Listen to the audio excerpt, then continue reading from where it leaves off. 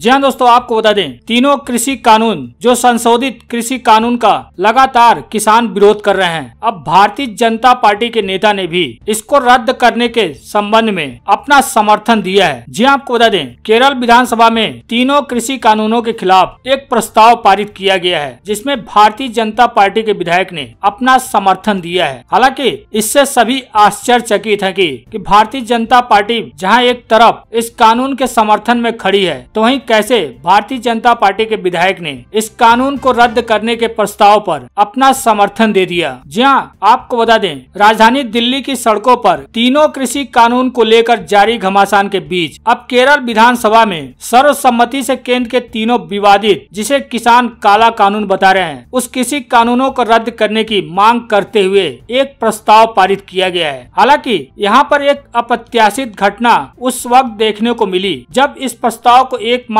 Bharatiya Janata party के विधायक ने इसका समर्थन किया। इस प्रस्ताव पर भारतीय जनता पार्टी विधायक ओलांचेरी राजगोपाल ने अपना समर्थन दिया। केरल विधानसभा के इस प्रस्ताव में इन तीनों कानूनों को किसान विरोधी और उद्योगपतियों के हित में बताया गया है। जी आपको बता दें विधानसभा स्पीकर प्री श्री रामकृष्णन ने कहा कि विधानसभा के विशेष सत्र में ध्वनि मत के जरिए प्रस्ताव सर्वसम्मति से पारित किया गया है। जब प्रस्ताव पास किया जा रहा था तब इकलौते भारतीय जनता पार्टी विधायक राजगोपाल ने वॉकआउट कर दिया था, लेकिन अपनी सहमति प्रदान की थी। राजगोपाल ने प्रस्ताव में शामिल कुछ संदर्भों पर आपत्ति दर्ज कराई थी, मगर विरोध नहीं किया। जी आपको बता दें कि राजगोपाल अटल बिहारी वाजपेयी के शासन काल में उनके मंत्रिमंडल में रेल राज्य मंत्री रह चुके हैं। हालांकि सदन के बाहर बीजेपी विधायक का कहना है कि सदन में आम सहमति थी, इसलिए मैंने प्रस्ताव पर आपत्ति नहीं जताई। यह लोकतांत्रिक भावना है। केरल विधानसभा का यह घटनाक्रम अब भारतीय जनता पार्टी के लिए मुसीबत बन के आ सकता है, क्योंकि भारतीय जनता पार्टी इस कानून को किसानों के हित में मानती है और पूरी तरह से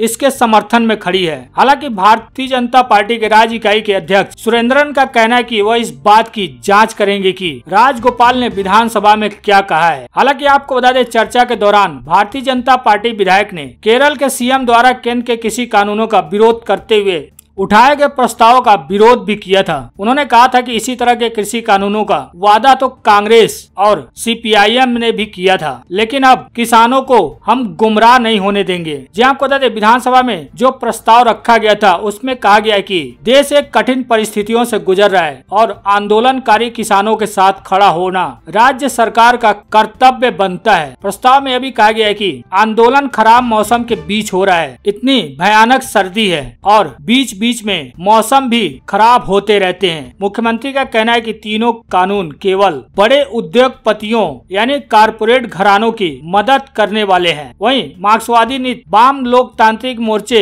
यानी एलडीएफ और कांग्रेस नीति संयुक्त लोकतांत्रिक मोर्चे के सदस्यों ने इस प्रस्ताव का समर्थन किया। प्रस्ताव को पेश करते हुए मुख्यमंत्री पिनरई विजयन ने आरोप लगाया कि केंद्र के कानूनों में संशोधन उद्योगपतियों की मदद के लिए किया गया है। उन्होंने इन तीन विवादित कानूनों को संसद की अस्थायी समिति को भेजे बिना पारित कराया गया। अगर यह प्रदर्शन जारी रहता है तो एक राज्य के तौर पर केरल को बुरी तरह से प्रभावित करेगा। जी आपको बता दें प्रस्ताव पर करीब 2 घंटे की चर्चा के बाद सदन ने इसे ध्वनि मत से पारित कर दिया। विधानसभा अध्यक्ष श्री रामकृष्ण का कहना है कि प्रस्ताव का पारित होना किसानों की मांग के प्रति सदन की भावना को प्रतिबिंबित करता है। हालांकि लगातार किसान भी 1 महीने से ऊपर दिल्ली के चारों तरफ धरना देकर यही मांग कर रहे हैं कि मोदी सरकार इन तीनों कृषि कानूनों को वापस ले ले, लेकिन मोदी सरकार ने सीधे तौर पर कहा है कि यह कानून वापस नहीं होगा, लेकिन किसान इसमें सुधार के लिए जो सलाह देंगे